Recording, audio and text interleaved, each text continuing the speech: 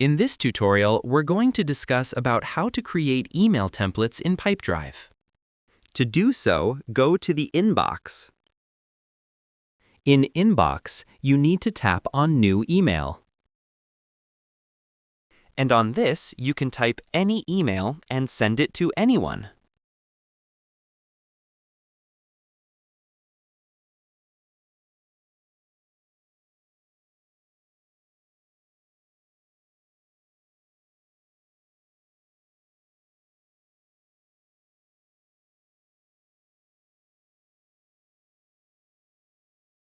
You can choose template from here. Let's suppose I am selecting this one.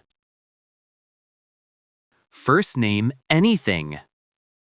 You can send it or you can store it also. To do so, go to Save Draft as Template. We can save it.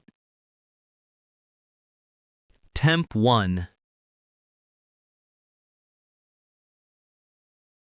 There is another way to do so. You have to go to More, then Automation. From this, tap on this. You can place trigger and something like that. Save automation successfully. Thank you.